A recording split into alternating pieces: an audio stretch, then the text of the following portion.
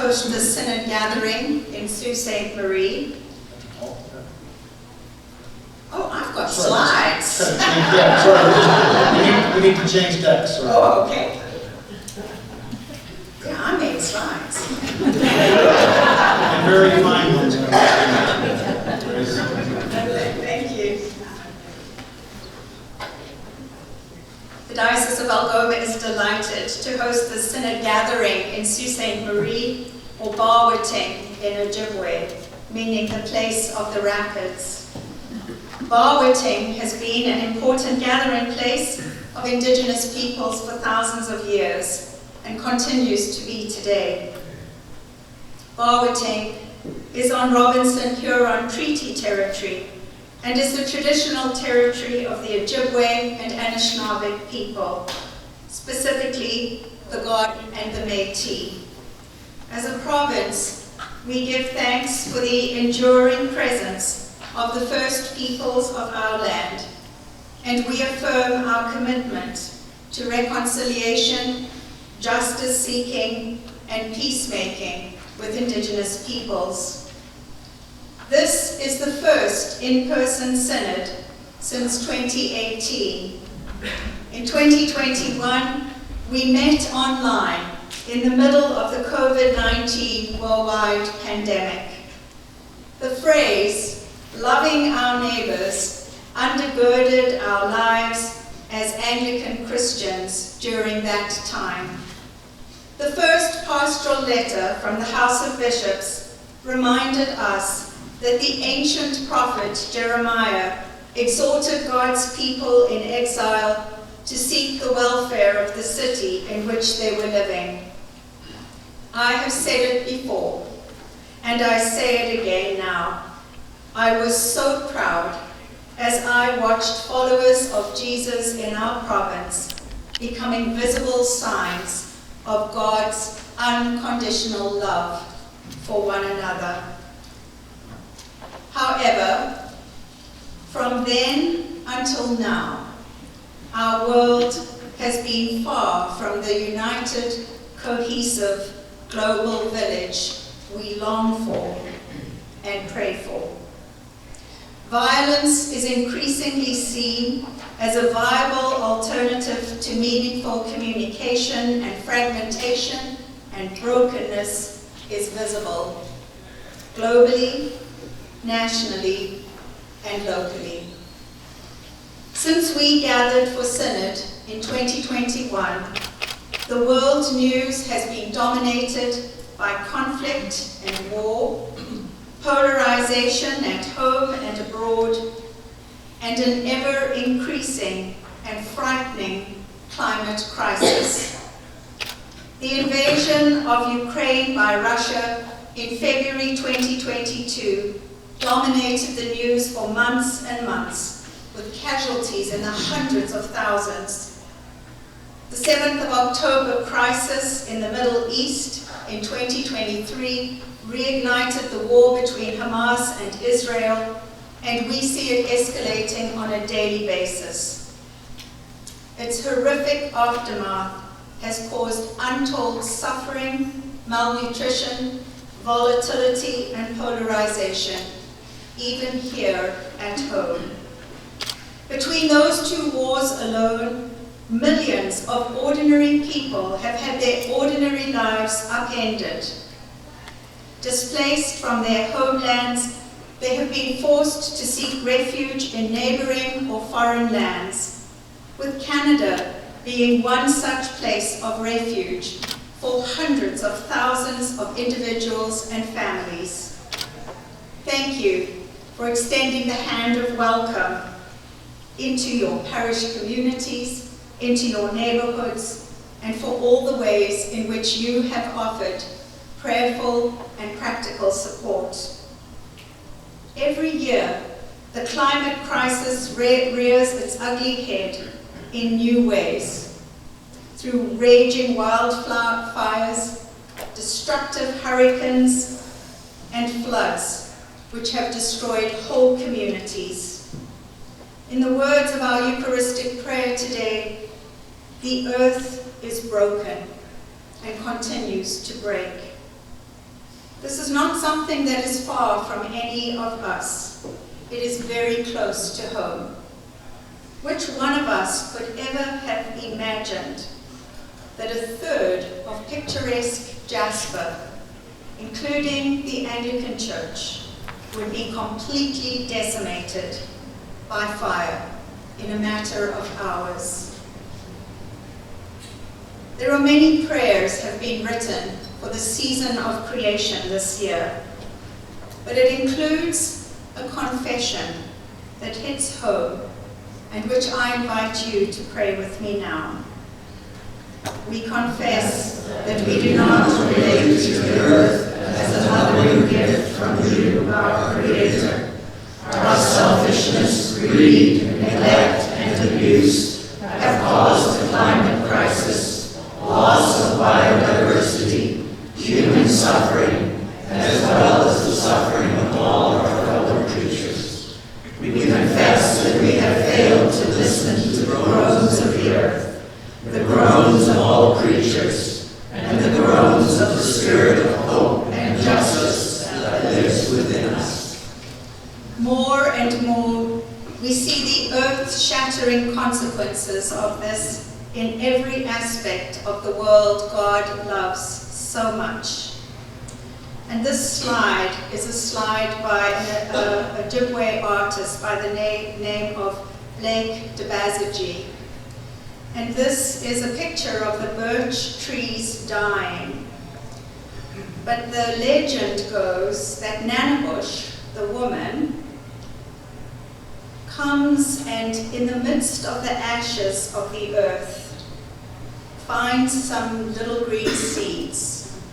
And as Nanabush walks over the earth with care, the green seeds begin to spring forth and show life again.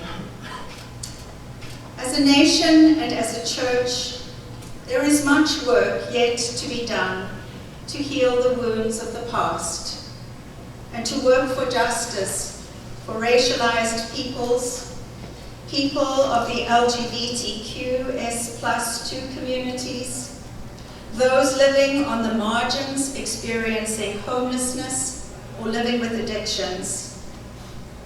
There is much work for us yet to do for those whose daily life is filled with challenge because of their physical or mental disabilities, and of course with the First Nation and Indigenous peoples of our land.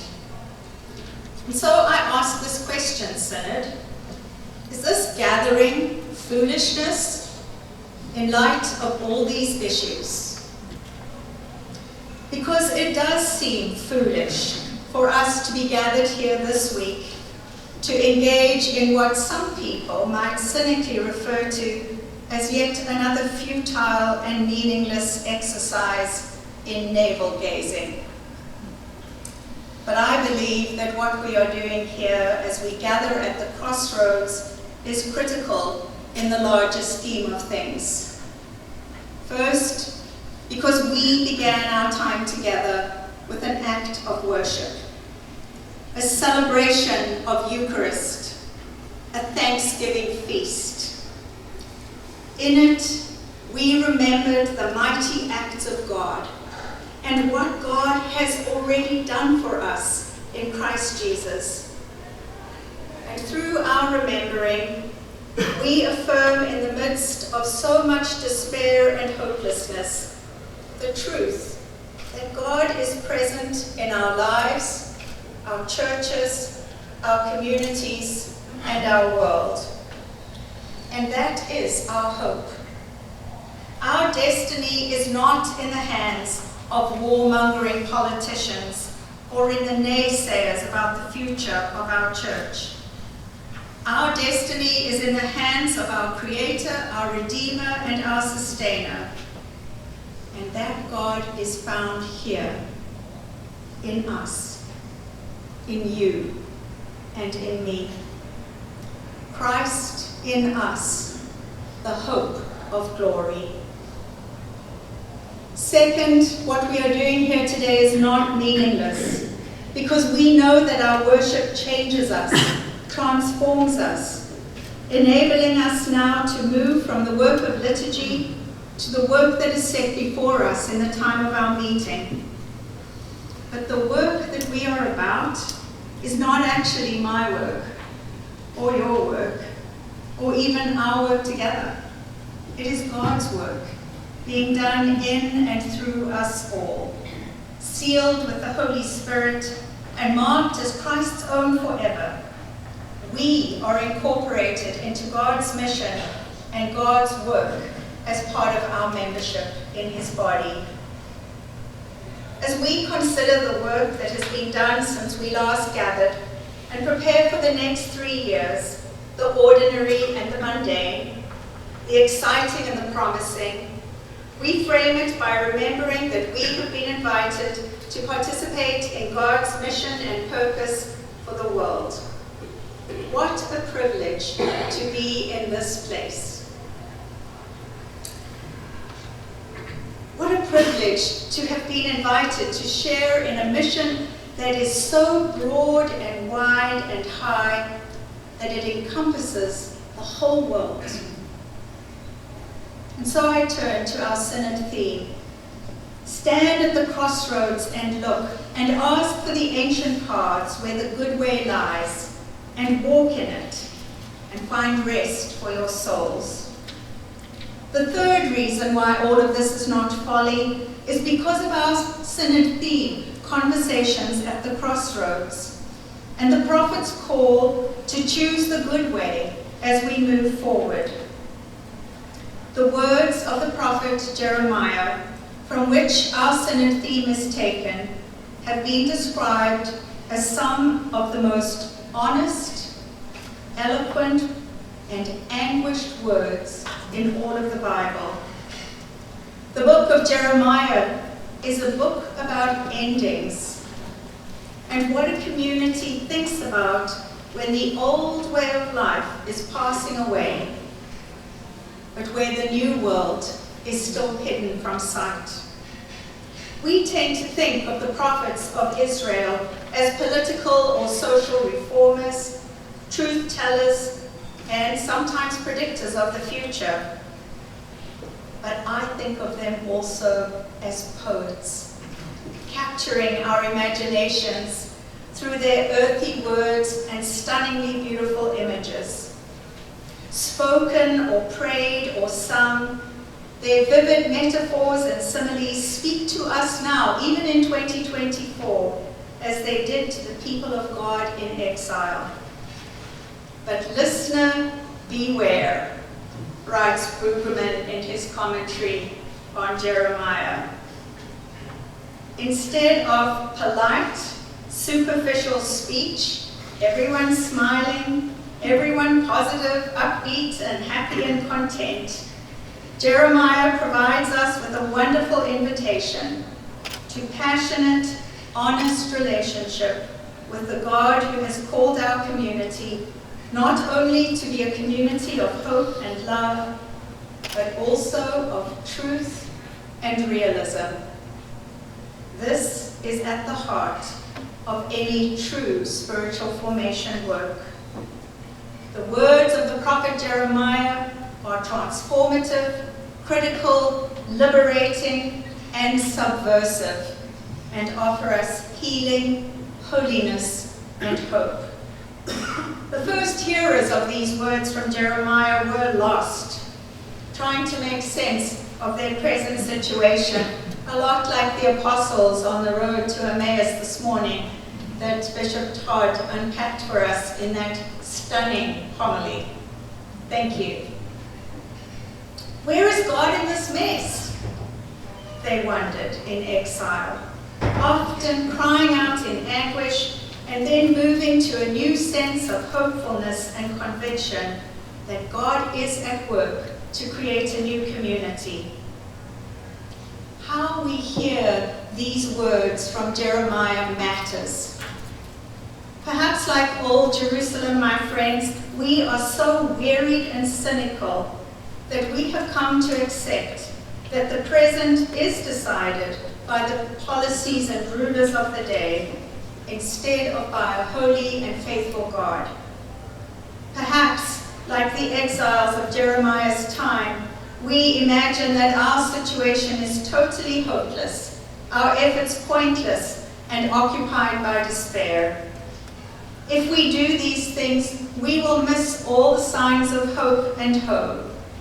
And again, I quote from Brueggemann, "We will miss the summons home, the faint beginnings of new laughter in Jerusalem, and shall still be submitting to the empire when we could be on our way home rejoicing." I continue in my charge with some words about the Ontario House of Bishops. In the midst of great fragility, there is much that has caused us to delight in wonderful and extraordinary ways around our province, with a new kind of flourishing within our local parish churches.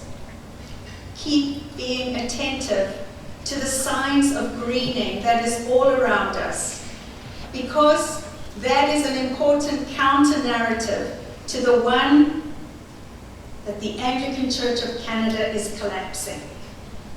We have witnessed a tearing down, but our God is a God who plants and rebuilds, is active in our churches, and continually amazes us.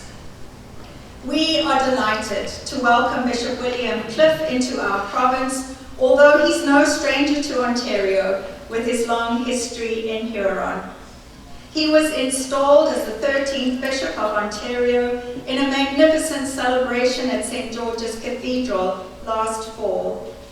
The National House of Bishops were all invited by Bishop William to his installation and by Archbishop Chris Harper to his installation as the second National Anglican Indigenous Archbishop at Sacred Circle. Many hearty congratulations to William and to Chris.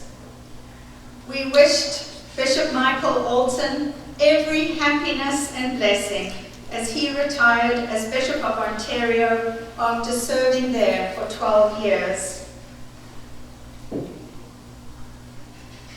Many of us from the Ontario House also attended the funeral for the late Primate Michael Pearce at St. James Cathedral in Toronto in August last year.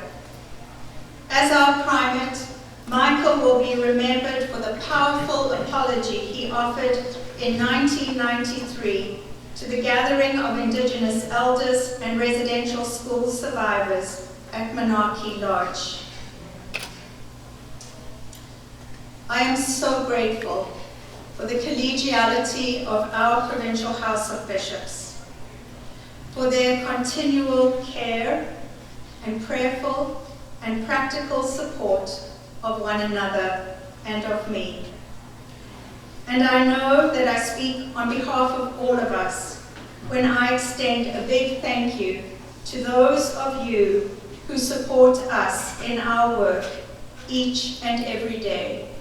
We owe a huge debt of gratitude to you.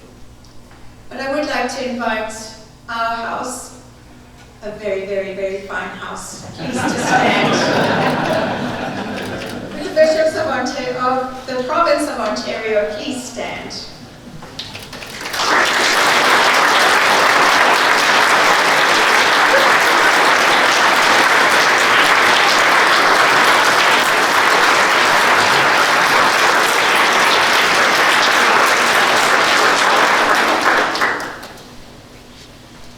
Our visit to Algoma University and the site of the former Shengwok Residential School. The reference to the 1993 apology leads me to speak about our visit tomorrow to Algoma University, the site of the former Shengwok Residential School, as we approach TRC Day on September the 30th. Unlike many of the other residential schools across Canada which have been torn down, Shengwok remains. This decision was made intentionally by the residential school survivors, who are a strong and resilient group. The chapel, which we will visit tomorrow, was built by the students, the staff directing them, and it remains exactly as it was when the school was closed, except for some new lighting which has been put in recently and some repairs to the windows. It is a stark reminder of that time. The children, you know, didn't mind going to that chapel because there they could catch a glimpse of a sister or a brother in the opposite pews. The treed cemetery and the final resting place of some students and staff, the final resting place of one of the ancestors of a delegate here, Kip Greaves, and the resting place of Algoma's first bishop is tucked away at the back of the property and is where we will be led in prayer by Archbishop Chris. What will strike you tomorrow is that Algoma University and the whole property is a very outward-looking, progressive and busy place of learning, filled with students from here and afar who are eager to study and make a meaningful contribution to society through their work.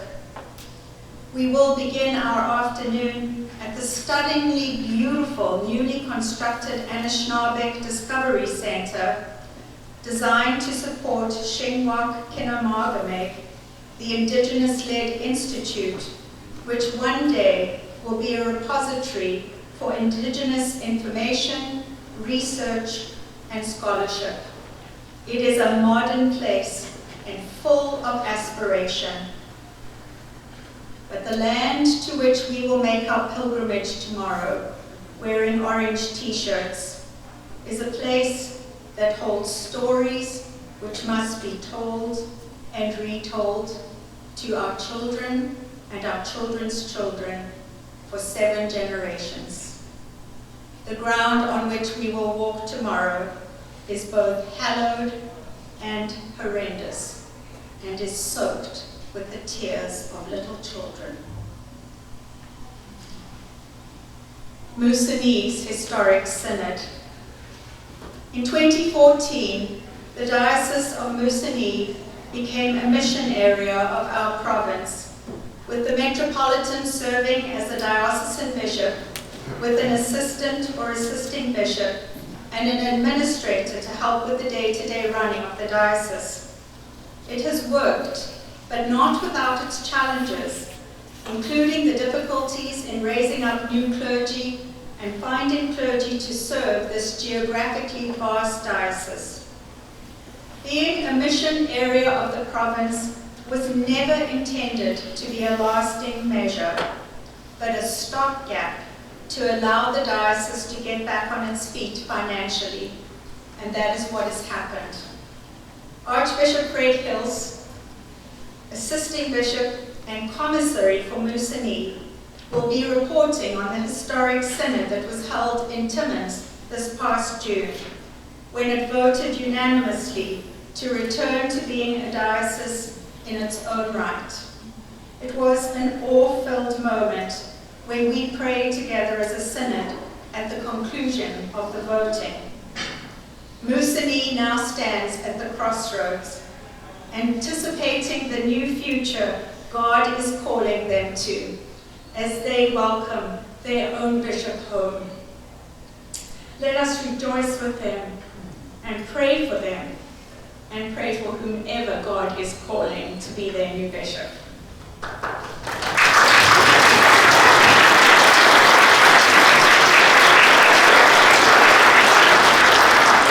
An electoral synod is being planned for some time in 2025. But let me tell you that the commissary is very good at keeping secrets about things like that. Vocations and formation for priestly ministry. As you are aware, a focus for this triennium, as identified by members of Provincial Council at their spring meeting in 2022, has been on vocations for priestly ministry. This is in response to the clergy shortage we have all felt in our several dioceses. Therefore, as a priority, we wanted to explore the reasons for this crisis in priestly vocations as a province, attempt to discover its cause, and further to explore ways to address it. What we determined early on was that some issues belong to the church and some issues belong to the academy when speaking about formation for priestly ministry. Specifically, the identification of potential candidates for priestly ministry, the discernment of gifts or recruitment belongs to the church. Where and how that happens has been a particular focus of our work, which began when we hosted the Calling and Forming Priests for Tomorrow's Church, Pathways to Partnership Conference at Nottawasaga Inn in June 2022. The conference planning was chaired by Bishop John Chapman and Bishop Susan Bell and was facilitated by Dr. Susan Graham Walker and Archbishop Colin Johnson, honored guest here with us at this synod. Now, while there is much in the identification of vocations for priestly ministry that of necessity happens at the diocesan level, it is at the local parish level where new seeds for ministry in individuals germinates, takes root, and sprouts.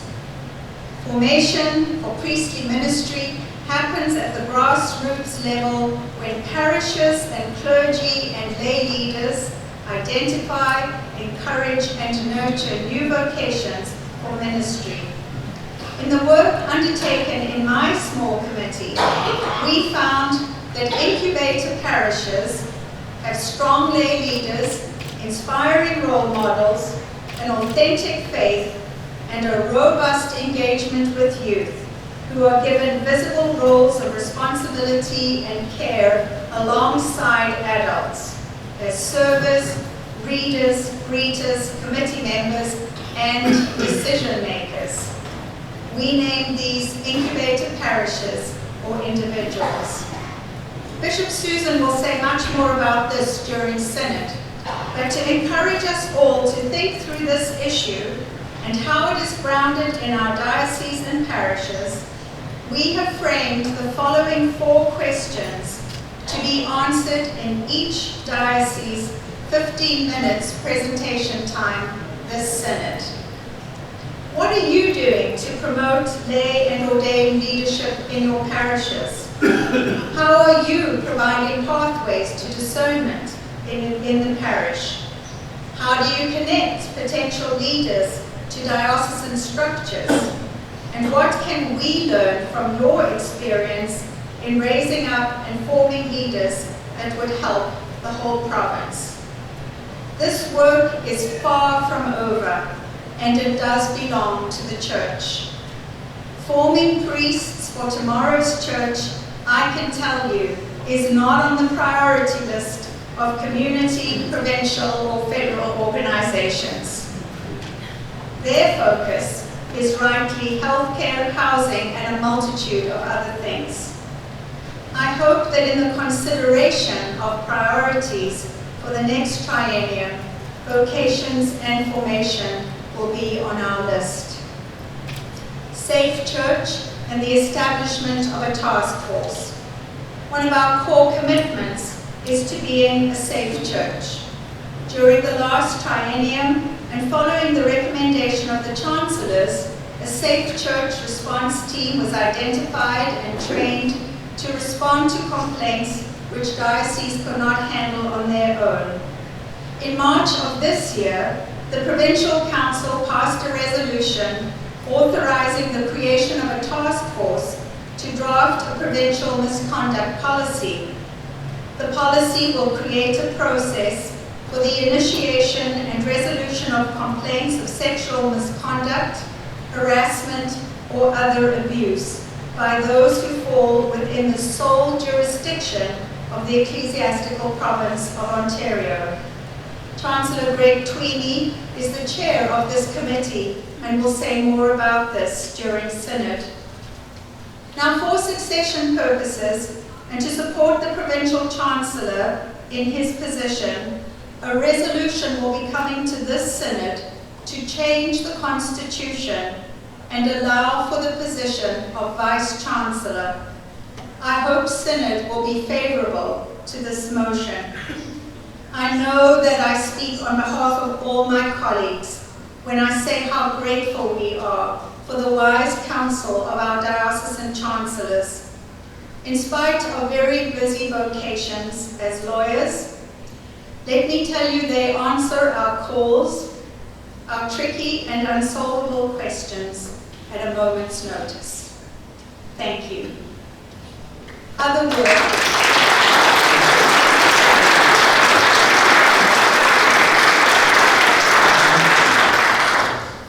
work during the triennium, and I'm nearly done. During Synod, you will hear reports from groups within the province, who have been working collaboratively and creatively behind the scenes to create efficiencies between the 7 dioceses in our province. A huge thank you to the executive officers, and would executive officers who are here please stand. Oh, come on, please, thank you.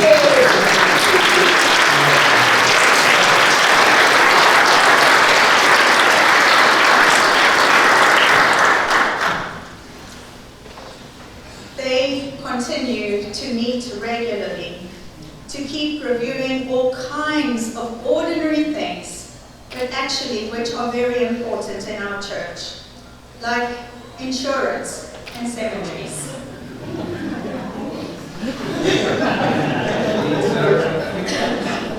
To our Provincial Chancellor, Brian Finley, our Executive Officer, Alec Pearson, our Prolocutor, Laura Walton, our Treasurer, Jill Tessier, we thank you for your devotion, care, patience, and good humor in keeping our provincial ship on the good path.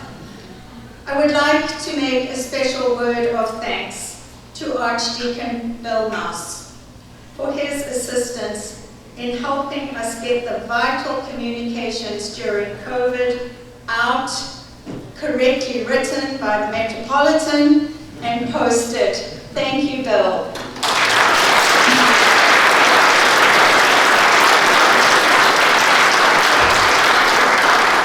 We are so glad to welcome Mark Hauser from the Diocese of Ontario into the communications position. And I want to say thank you to the members of last triennium's, yes.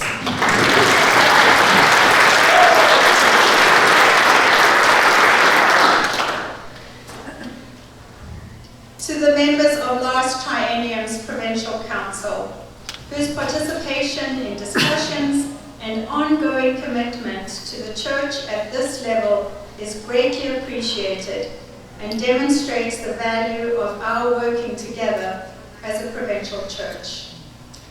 Would Provincial Council members please rise so that we can acknowledge and give thanks for all that you have given.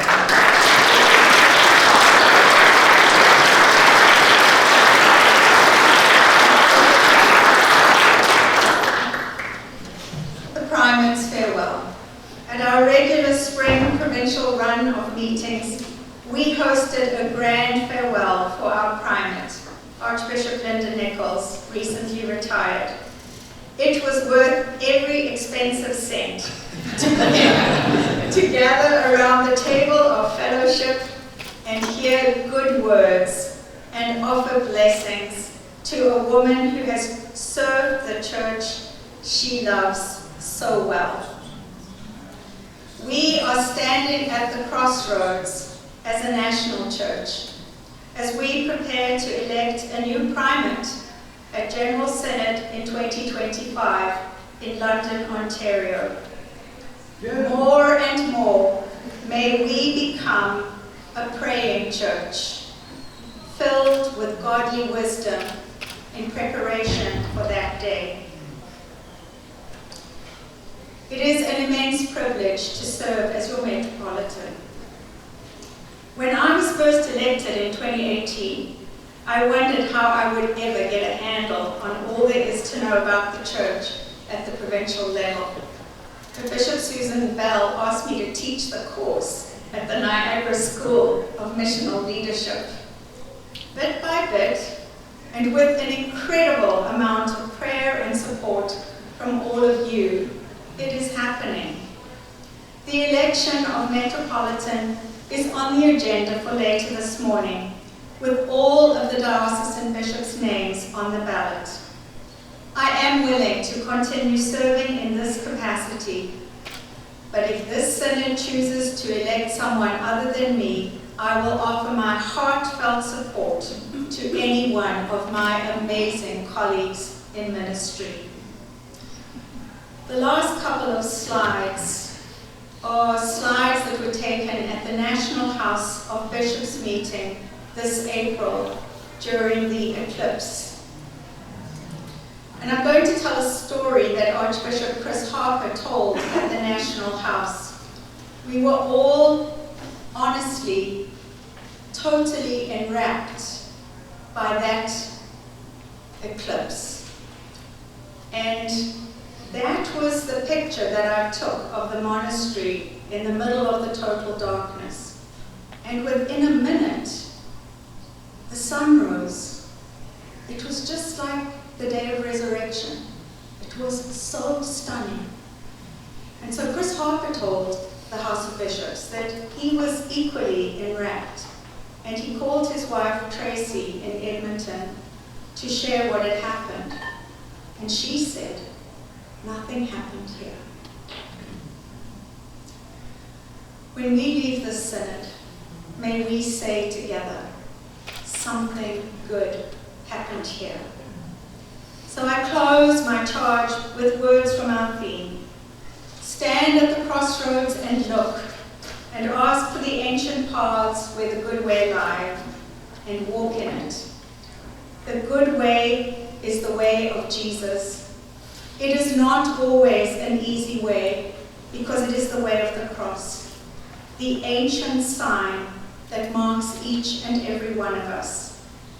It is a costly way of life, but it is the way that leads to love, to peace, to reconciliation, to justice, to hope, to deep joy, and to life in all its fullness. My friends, let us choose that good way together and walk in it. I submit my charge to you with great love and affection. Anne.